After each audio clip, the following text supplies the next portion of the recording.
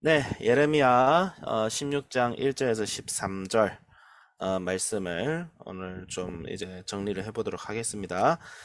저도 이제 문단 구분을 일단 1절에서 4절 결혼하지 마라, 5절에서 9절 장래 경조사 참여하지 마라, 10절에서 13절 하나님을 배역하고 다른 신을 섬겼기에 심판을 받는 이스라엘이라고 문단 구분을 했어요. 이번 말씀은 문단 구분하기 굉장히 쉬운 말씀이고 정리가 잘 돼 있는데, 결국 어, 전체적인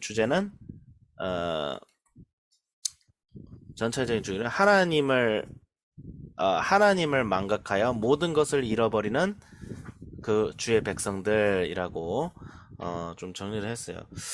그냥 저는 이제 요즘 그런 생각이 들었어요. 예레미야가 혼인도 하지 말고, 그러니까 장례나 이런 데에도 참여하지 말고, 물론 이제 막 혼인하지 말라 하면 요즘 같은 그런 비혼주의, 아 결혼하지 말고 프리하게 살자, 이런 현대 사회적 인식으로 우리가 어, 볼 수도 있는데, 그게 아니고 이 당시에 혼인하지 말자는 거는 그냥 인생 포기하는 거예요.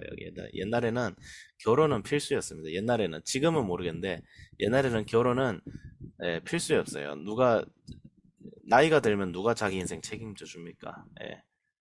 뭐 옛날 무슨 노후 제도가 있어요, 복지 제도가 있어요. 결혼하지 않는다는 것은 자기 인생을 포기하겠다는 거하고 마찬가지였던 것이고, 경조사에 참여하지 않겠다는 것은 사회생활도 포기하겠다는 거죠.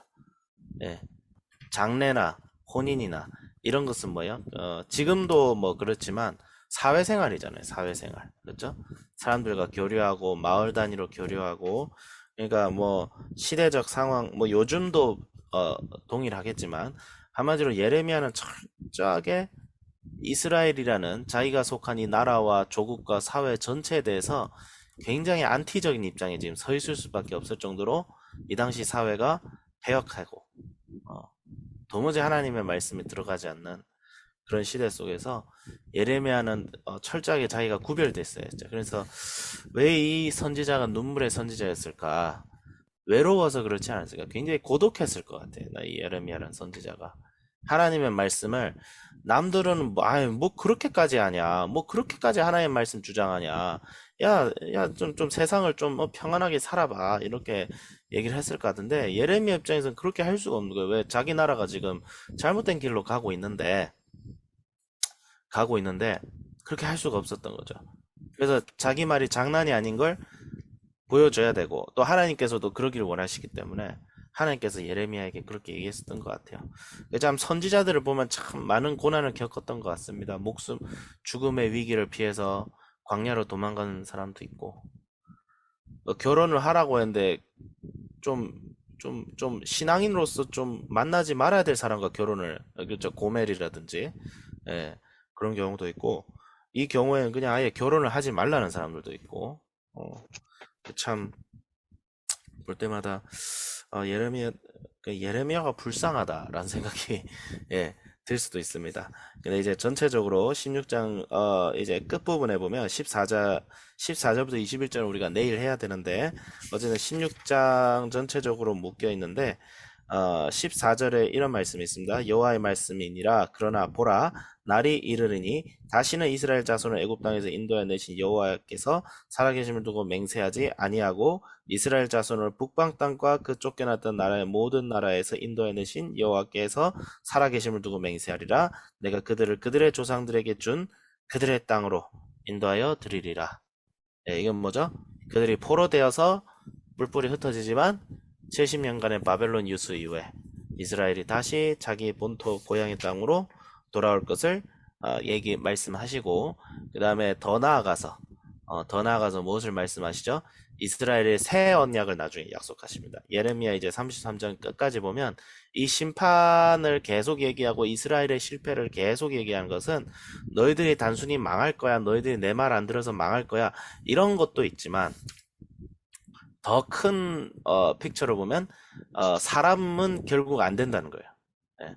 하나님 말씀대로 순종하면서 살려고 인간이 아무리 발버둥 쳐도 노력해봤자 결국 이 심판밖에 받을 것이 없다는 거죠. 그랬을 때 하나님께서 그러니까 이 말은 뭐냐면 이스라엘의 불순종은 하나님이 일부러 허용하신 거다 이런 것이 아니라 이스라엘의 그 불순종과 패역함을 하나님께서 사용하셔서 하나님의 절대적인 은혜와 긍휼의 날을 하나님께서 동시에 지금 선포하고 있어요. 그래서 심판과 구원은 뭐죠? 동전의 양면이죠. 심판을 통하여 하나님께서는 이스라엘을 직접적으로 심판하시지만 그와 동시에 우리에게는 어떤 메시지를 선포하고 있어요? 봐라, 인간이 자기 힘으로는 구원을 절대 할 수가 없다. 그래서 또 다른 해결책이 필요해 라고 하면서 하나님께서 구원을 선포하시죠. 새로운 언약을 선포하시죠. 모세가 약속했던 나 같은 선지자가 오리라. 그래서 예레미야서를 지금 이 초반부에는 심판이 자꾸 나오지만 그 속에 틈틈이 구원이라는 소망, 새로운 약속이 촘촘히 숨어 있어요. 그러니까 이사야하고 비슷한 좀 구조를 가지고 있어요. 그래서 예레미야서가 전개되면 전개될수록 새로운 약속이 등장하면서 우리는 예레미야 선지자가 약속한 그 장래에 우리를 구원하고 우리를 새로운 날로 인도할 어떤 사람에 대해서 알게 되죠. 이사야에서도 등장하고 예레미야에서도 점점 그것이 마치 어두운 동굴 속을 가고 있는데 저 끝쪽에서 희미한 밝은 빛이 점점 다가오는 거야. 구약의 사람들 입장에서는 이 선지서가 그렇게 보였을 거예요. 하지만 우리는 그 빛이 무엇인지 이미 알고 있어요. 그게 누구죠? 바로 예수 그리스도죠. 그래서 구약은 미래에 올 메시아, 자기의 힘듦이 다 바뀌어줄 어떤 미래 예시아를 희미하게 그 빛 속에서 보고 있었던 거죠. 이 예레미야도 그렇고. 근데 우리는 그 빛을 이미 지나온 자들이죠. 우리는 이미 그 빛을 지나온 신약시대 백성으로서 사는 사람으로서 이 말씀을 보자면 역시 우리가 소망을 붙들지 않으면 예수 그리스도에 대한 소망을 붙들지 않으면 이 세상에 의미 있는 거 사실 하나도 없습니다. 뭐 결혼을 잘해야 된다, 뭐 사회생활 잘해야 된다, 공부를 잘해야 된다, 스펙이 뛰어나야 된다. 이 세상에 그 어떤 것이라도 예수님이 없으면, 예수님과의 깊은 교제와 믿음의 삶이 없으면 정말 의미가 없다. 예, 의미가 없다. 그러니까 의미가 없다는 것이 성경이 주는 메시지고, 저는 이 메시지를 앞에 두면서 정말 요즘 더 그렇구나 라는 걸 상당히 좀 많이 느껴요.